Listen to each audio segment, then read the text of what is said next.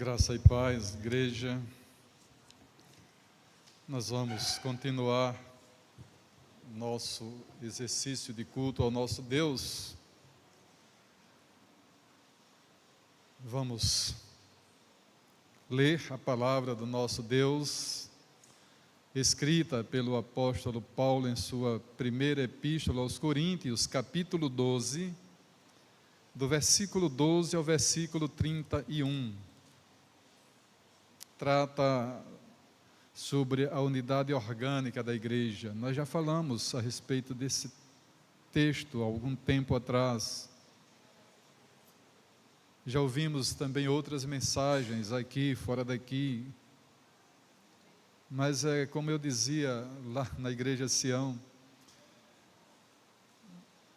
a responsabilidade de pregar a palavra de Deus, conhecer os propósitos de Deus, ou se submeter ao seu santo propósito, nos leva muitas vezes a voltar a tratar de temas que julgamos importantes para a vida da igreja.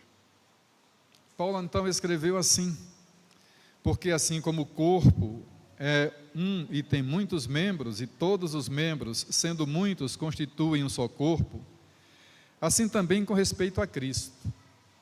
Pois em um só Espírito todos nós fomos batizados em um corpo, quer judeus, quer gregos, quer escravos, quer livres. E a todos nós foi dado beber de um só Espírito.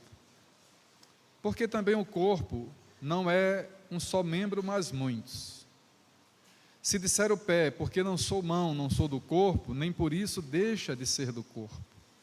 Se o ouvido disser, porque não sou olho, não sou do corpo, nem por isso deixa de o ser. Se todo o corpo fosse olho, onde estaria o ouvido? Se todo fosse ouvido, onde o olfato? Mas Deus dispôs os membros, colocando cada um deles no corpo como lhe aprouve. Se todos, porém, fossem um só membro, onde estaria o corpo? O certo é que há muitos membros, mas um só corpo.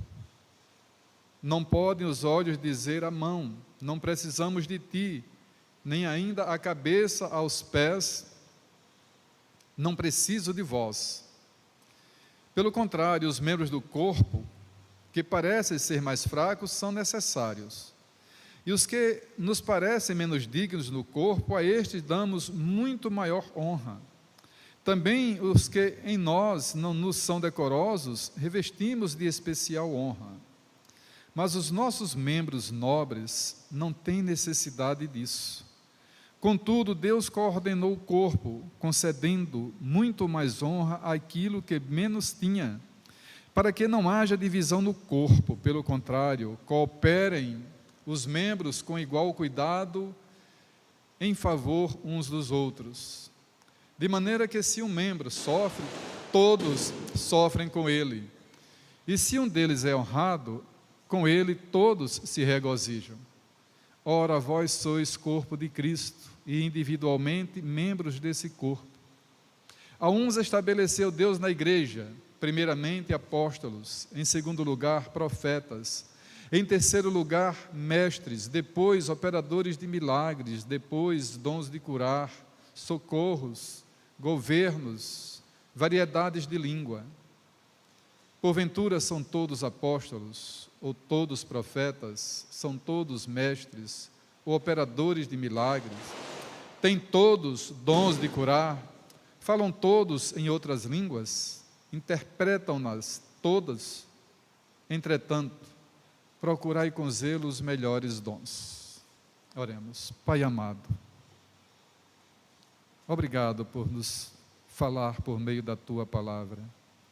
Agora, Senhor, capacite-nos a entendê-la, pois o nosso crescimento depende exatamente disso, de entender o Teu santo propósito na vida de cada um de nós, na vida da Tua igreja.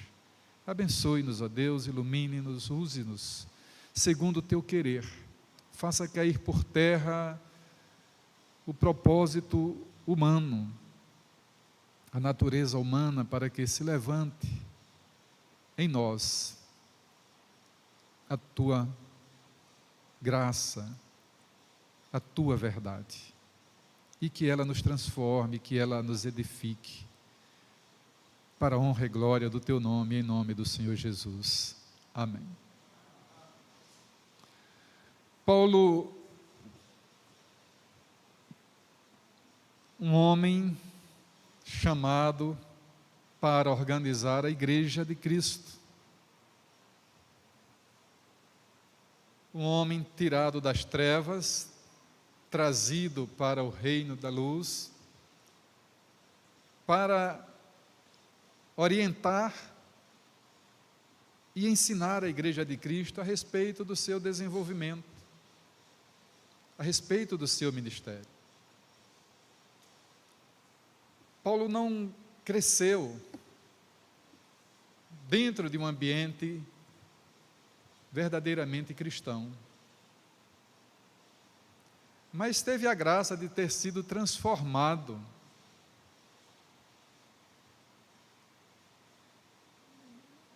e naquela transformação de Paulo a gente vai ver se cumprir de forma prática, real, um dos pilares, da reforma. A graça irresistível de Deus invadiu o coração de Paulo e ele não teve argumento. Quando ele ouviu aquela voz, Paulo, Paulo, por que me persegues? Ele não quis saber, quem és? E o que falas comigo?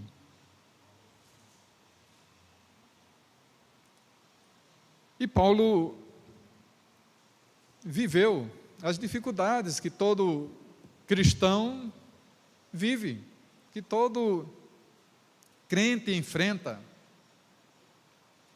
E ele, em particular, viveu a desconfiança. Por um bom tempo, ele precisou conviver com esse estado de desconfiança dos que o ouviam. Até mesmo entre os discípulos do Senhor Jesus, agora transformados em apóstolos, havia desconfiança com relação à presença dele no meio da igreja. Ora, se aquele camarada que vivia perseguindo a igreja, que amedrontava a igreja, fazia tudo o que fazia contra a igreja, pedia autorização das autoridades para perseguir a igreja, o que é que esse camarada vem fazer agora dentro da igreja? São perguntas, irmãos, que nós fazemos e que às vezes nós também precisamos nos fazer. Como é que eu sou ensinado que sou portador de uma natureza pecaminosa, sou um pecador, faço dentro da igreja do Senhor Jesus? Não entender isso é tentar anular o poder de Deus, poder transformador de Deus na sua vida. Constituída igreja, nós agora precisamos entender, precisamos aprender e precisamos nos dispor a viver como igreja, individualmente e coletivamente. Paulo enfrentou, por exemplo, na igreja de Corinto, não foi só na igreja de Corinto, na igreja de Éfeso ele também enfrentou as mesmas dificuldades. Na verdade, em todas as igrejas por onde ele passou, ele sempre ouviu a respeito das diversidades que surgiam, que se levantavam dentro das igrejas, das questões. Mas a igreja de Corinto, ela nos é mostrada como uma igreja onde isso mais se salientava, onde isso mais era presente, era visível, era real. A gente lembra que, por exemplo, Paulo precisou dizer que ele e Apolo não eram dignos de serem adorados, porque os coríntios queriam adorá-los, dado a manifestação do poder de Deus através deles, no meio do povo. Mas a igreja de Coríntios, ela trouxe consigo comportamentos que ficam para a igreja de todos os tempos, grandes ensinamentos. E dada essa dinâmica de uma igreja confusa, de uma igreja vaidosa, apesar dos pesares, Paulo então escreve a essa igreja, manifesta que o desejo dele era de ir lá para ver presencialmente e tratar presencialmente as questões de que ele tomava conhecimento, mas o seu ministério não permitia que ele fosse como ele desejava, no tempo que ele queria. E Paulo trata de tantas coisas, irmãos.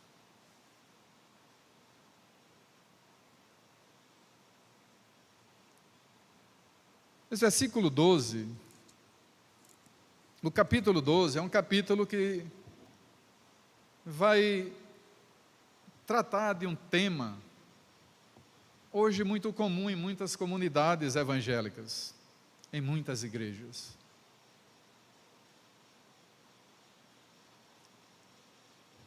A questão da vaidade. Nós encontramos aqui e ali alguém julgando essa e aquela denominação, julgando esse ou aquele irmão. Mesmo dentro de uma mesma igreja, há esse comportamento. É bem verdade que comportamento pessoal e carnal, ele se torna logo visível. E ele precisa ser tratado. E ele precisa ser eliminado no meio da comunidade para que ele não se torne um mal.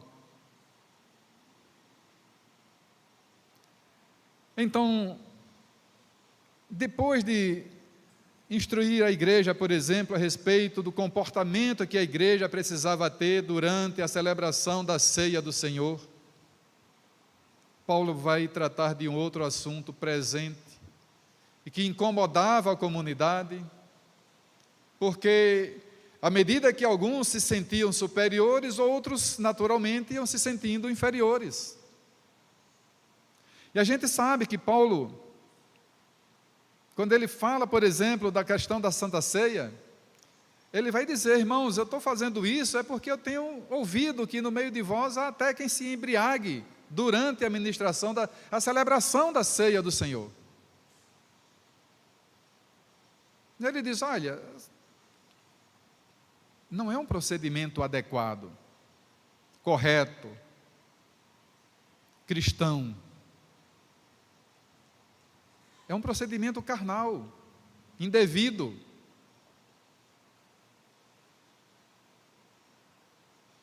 Ele dá as instruções. Por isso ele diz: examine-se, pois, o homem a si mesmo, para participar da ceia. E é o que nós devemos fazer sempre. São instruções apostólicas que são necessárias à nossa vida. Mas aqui no texto que nós lemos, ele vai tratar da unidade da igreja, uma necessidade que toda a igreja precisa trabalhar, precisa tratar. Unidade não significa uniformidade.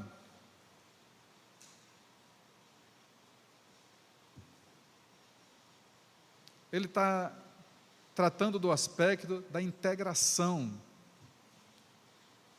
do membro no corpo. E ele começa fazendo isso e apontando para aquele que é o cabeça do corpo, a cabeça da igreja, que é Cristo. Ele diz: porque assim como o corpo é um e tem muitos membros, e todos os membros, sendo muitos, constituem um só corpo, assim também com respeito a Cristo. Nós somos a igreja de Cristo. E nós não podemos nos movimentar. A revelia dos demais membros, especialmente a revelia daquele que é a cabeça, que é Cristo. Nós não podemos entender que façamos isso ou façamos aquilo, agrade ou não agrade, porque não vai fazer bem. Assim, com respeito a Cristo, ele diz: pois em um só Espírito todos nós fomos batizados em um corpo. Então ele mostra que não é só judeu que é salvo, não foi só para o judeu, o próprio Cristo faz menção disso. Nós lemos hoje de manhã que Cristo veio para o que era seu e os seus não o receberam. Então ele diz: todos fomos batizados em um só Espírito, quer judeus, quer gregos, quer escravos, quer livres. E a todos nós foi dado beber de um só Espírito. Ou seja, não há diferença entre nós, ninguém recebeu algo melhor do que ninguém, todos recebemos da mesma graça, do mesmo amor, da mesma providência de Deus nas nossas vidas.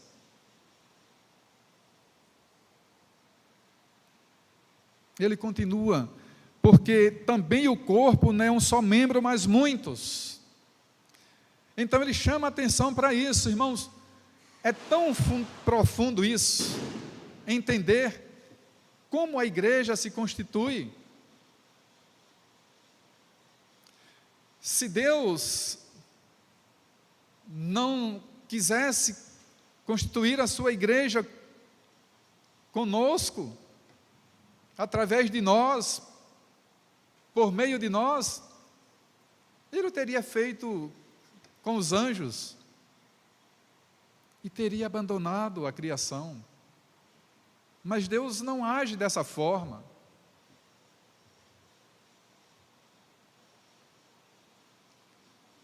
Deus, Ele é fiel a todo o seu santo propósito, a palavra de Deus nos diz isso.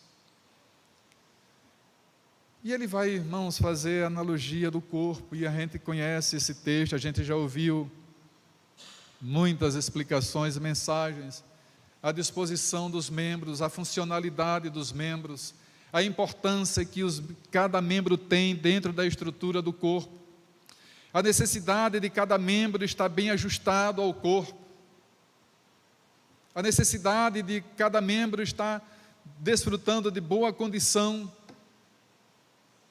aquilo que nós chamamos de boa saúde, que é tão necessária e da qual o corpo depende para que ele funcione bem, funcione adequadamente, a boa condição física, a boa qualidade de saúde. E a gente já ouviu bem isso. E ele diz aqui: porque se o membro sofre, todos sofrem. Mas se todos os membros estão bem, todo o corpo usufrui dessa condição, e se fortalece, e se desenvolve, e executa bem as suas funções. E é assim que a igreja precisa se enxergar, como um membro. Ora, procure um membro no seu corpo e diga: olha, se ele não existisse, não faria nenhuma diferença. Procure saber, por exemplo, para que serve o dedo mindinho do seu pé. Ele não tem nenhuma função.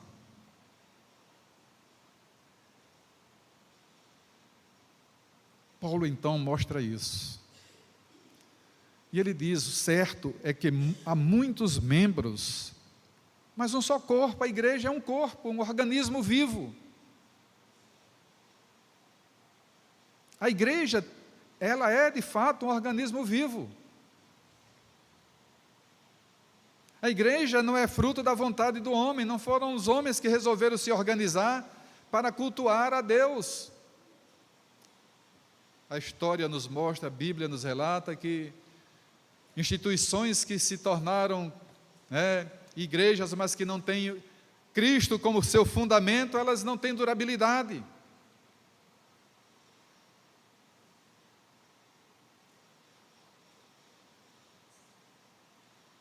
Nos tempos antigos,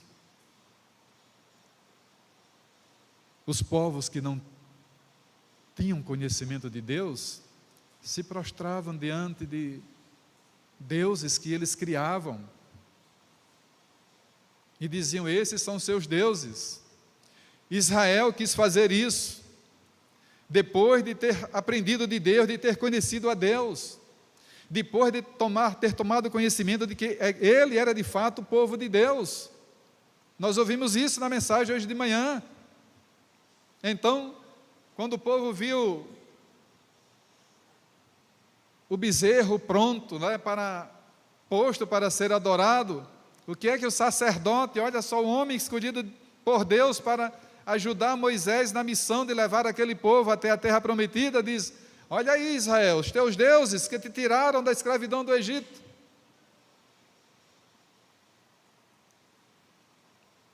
E a gente sabe que o que Deus fez por meio de Moisés com aquele objeto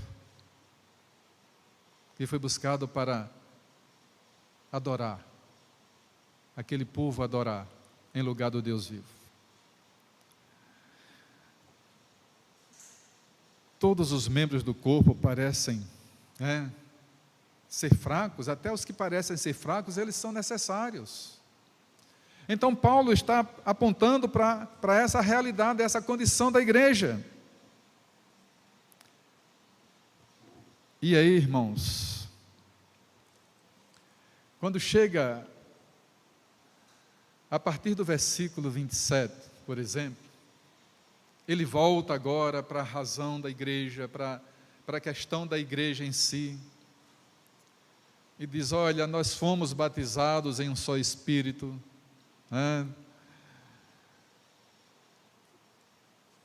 e agora nós somos o corpo de Cristo.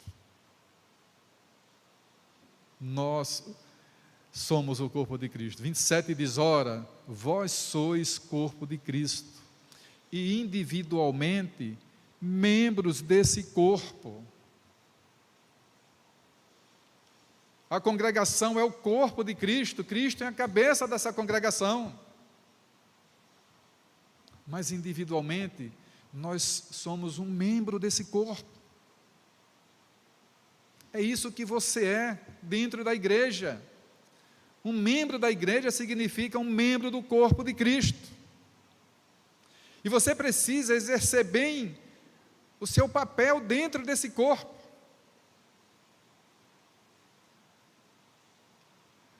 Paulo falou já a respeito dos dons, não é? E ele mostra, irmãos, que o que Deus espera é que cada um cumpra fielmente o seu papel dentro dessa estrutura criada por Deus para a adoração do seu nome, para a sua própria adoração. Ou nós nos dispomos a adorar a Deus, ou então estaremos, como diz o pastor, no lugar errado.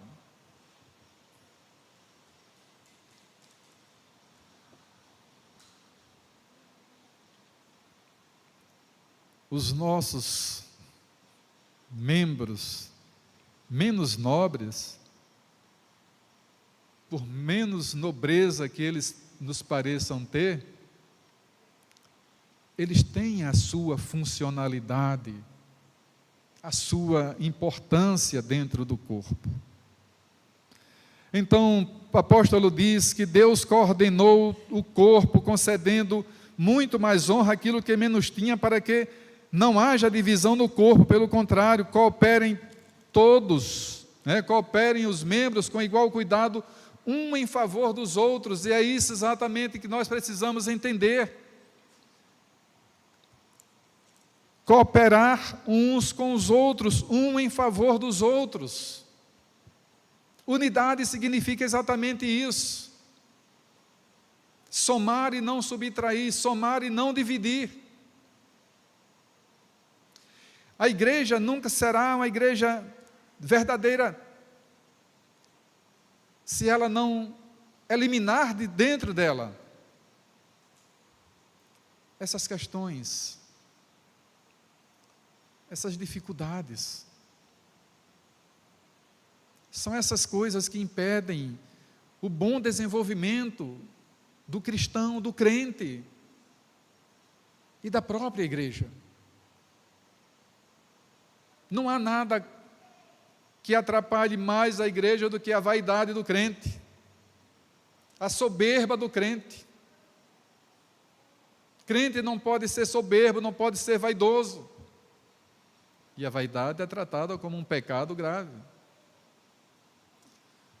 Então, vós sois corpo de Cristo, individualmente membros desse corpo.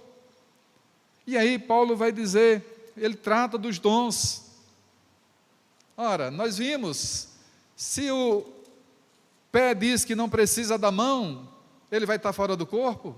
Não vai. Se o ouvido disser, porque não sou o olho, não sou do corpo, nem por isso ele vai deixar de ser. Paulo usou elementos conhecidos, que todos sabem da sua função dentro do corpo, para mostrar a importância da funcionalidade de cada membro dentro da estrutura do corpo de Cristo.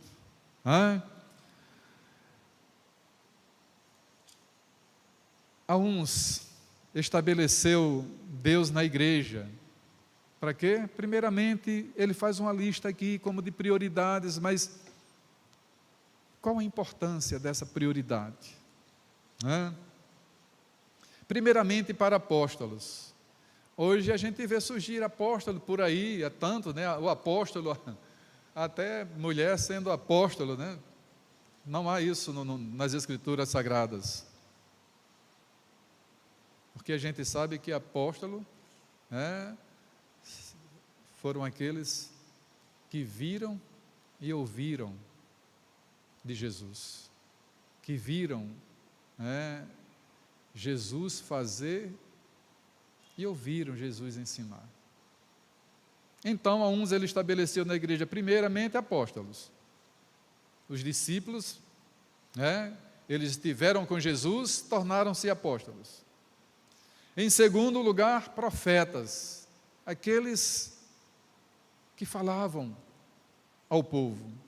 Em terceiro lugar, mestres, os que ensinam, aqueles que se dedicam ao ensino, e Paulo vai dizer em outro momento, aqueles que ensinam, façam-o com esmero, com dedicação, com amor, com paciência, com humildade. Depois, operadores de milagres, e a gente tem visto aparecerem operadores de milagres por aí afora, milagres que não se concretizam. Dons de curar. Ora, quantas promessas de cura. Quantas pessoas vão a templos, não em busca de Deus, mas em busca de solução dos seus problemas, especialmente de cura. Socorros.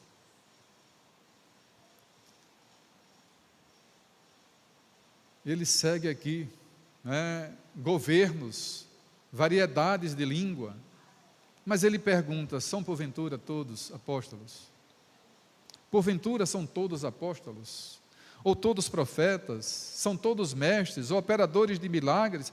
Têm todos dons de curar? Falam todos em outras línguas? Interpretam-nas todos? Paulo já tinha orientado a igreja a respeito disso, da necessidade de ter, olha, se alguém quer falar em língua, não está impedido, mas é necessário que haja lá também, naquele lugar, quem interpretem, para que aquela graça não se limite apenas àqueles que usam desse meio, mas que se espalhe para todos, seja uma bênção na vida de todos. Um dos dons que a gente mais vê se popularizar no meio das comunidades evangélicas é exatamente esse, a capacidade de falar em línguas. E eu lembro que houve um tempo que a nossa igreja também andou inquieta, com essa busca. Pessoas que estavam aqui dentro que queriam falar em línguas, porque queriam falar em línguas. Lamentavelmente ou felizmente não conseguiram.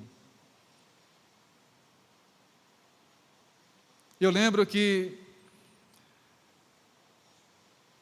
em um dos acampamentos que nós participamos em tempos passados, né?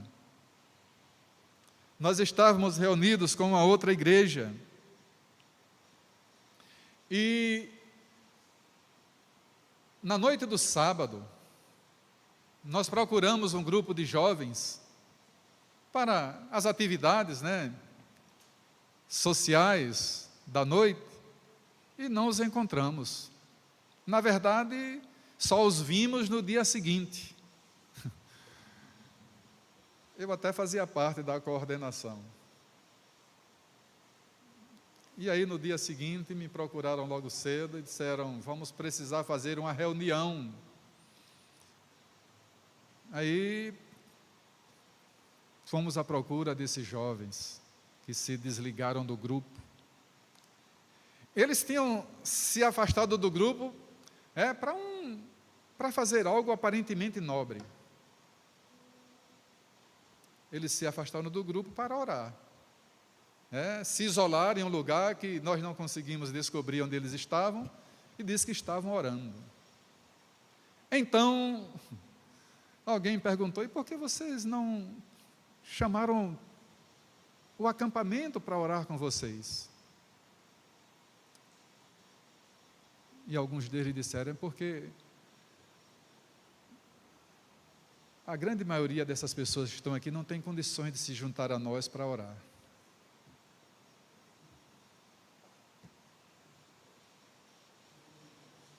É igreja, é pensamento, é a mente humana. É por isso que Paulo precisa mostrar que Deus distribuiu dons, talentos. Nós aprendemos isso, nós sabemos disso. Você recebeu dons de Deus, pelo menos um dom na vida você tem. E o que é que a gente tem feito do dom que Deus nos deu? O que é que temos feito dos talentos que Deus nos confiou? Nós conhecemos a parábola dos talentos, como o Senhor daqueles empregados tratou a cada um deles. Aqueles que usaram bem os talentos, o que é que ele diz? Tratou como o quê? Servo bom e fiel. Mas aquele que enterrou o talento, ele tratou como o quê? Infiel, indigno. Mas é exatamente isso, irmãos, que acontece conosco se nós não fazemos uso dos dons que Deus nos dá. E por que então não fazemos uso dos dons que Deus nos dá?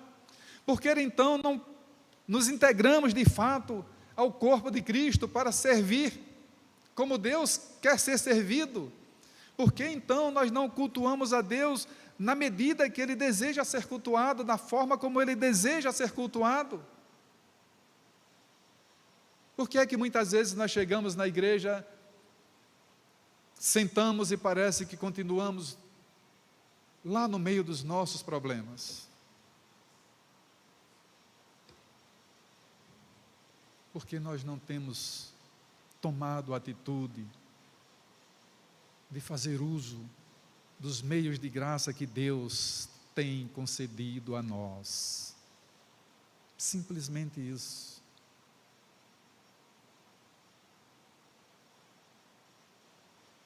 Nós somos uma geração, graças a Deus que não são todos, mas a gente tem ouvido isso de grandes teólogos, de grandes pregadores. Somos uma geração de homens e mulheres que não gostam de gastar tempo, ou pelo menos não acha que não tem tempo para orar, que não gosta de gastar tempo para ler a Bíblia, de meditar na palavra de Deus.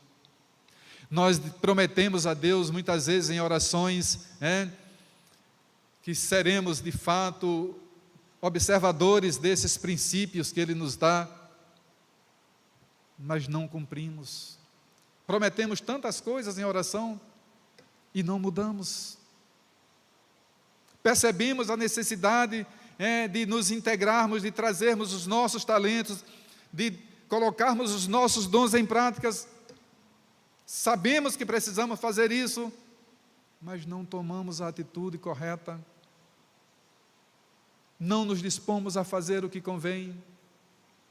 É por isso que muitas vezes há mensagens que incomodam, há ensinos que incomodam, provocam murmuração, questionamentos, até revoltam pessoas, porque não estamos dispostos a ouvir aquilo que necessitamos ouvir, e muito menos não estamos dispostos a mudar naquilo que precisamos mudar. Somos membros do corpo de Cristo. Paulo diz isso, porque em um só Espírito todos nós fomos batizados. Isso significa que todos nós fomos inseridos, fomos trazidos a esse corpo para um propósito único, de unir a nossa força, unir o nosso talento, a serviço do reino de Deus. Em um só Espírito todos nós fomos batizados em um corpo, ou seja, nós somos uma igreja, nós somos um corpo vivo. A igreja é exatamente isso.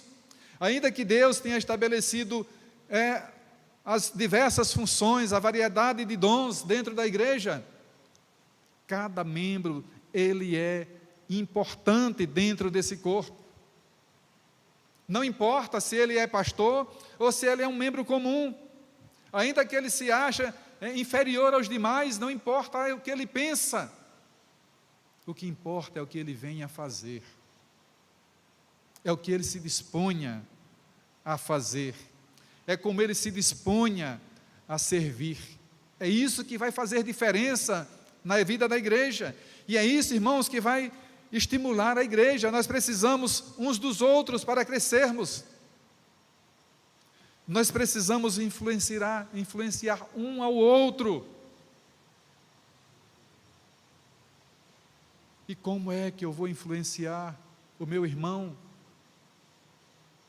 Pondo em prática os dons, ou o dom que Deus me deu, encorajando-o a fazer uso do seu dom, a fazer uso do seu talento. Nós precisamos estimular a igreja. Nós, individualmente, somos o estímulo um do outro, o incentivo um do outro, porque nós precisamos um do outro para crescer, para se fortalecer, para se firmar, para cumprir bem o seu papel.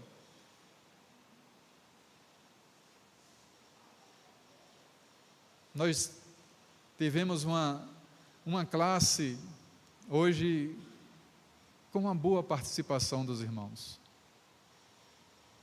E eu não sei quantos irmãos prestaram atenção, mas num dado momento eu disse, um dos nossos grandes problemas é que muitas vezes nós queremos receber, por exemplo, a santificação como um presente de Natal. Num pacotinho, bem embrulhadinho, prontinho, pronto. Aqui é a sua santificação. A lição não mostrou diferente. Que nós precisamos desenvolver essa santificação no nosso viver, no nosso dia a dia. E isso significa que nós precisamos nos policiar, nos vigiar e orar para não entrar em tentação. Por isso é que nós precisamos crescer. E Paulo diz aqui, nós fomos batizados em um só Espírito, para sermos esse corpo íntegro. Se queremos que a igreja funcione bem, então participemos. Se queremos que a igreja cresça, então contribuamos para o crescimento da igreja. Se queremos uma igreja espiritual, nos espiritualizemos junto com a igreja, crescendo em conhecimento da palavra de Deus, crescendo na fé, no amor, no temor, na obediência. É isso que tem nos faltado. É isso do que nós necessitamos para sermos de fato uma igreja unida. Unidade, nós dissemos, não significa uniformidade, mas doação de si, a um propósito único. É se doar, é se dar, é somar a sua parcela de contribuição às demais parcelas que aqui são trazidas, para que possamos ter um corpo vivo, funcional, um corpo que proponha ações e concretize as ações propostas de forma a promover o crescimento individual e coletivo da Igreja do Senhor Jesus. A unidade orgânica da Igreja, irmãos, ela passa pela nossa disposição de servir ao nosso Senhor e Mestre. Que Deus nos ajude, que Deus nos faça entender isso, que Deus nos dê a graça de nos tornarmos membros ativos dentro desse corpo vivo que tem a Cristo como a sua cabeça, como seu pensador.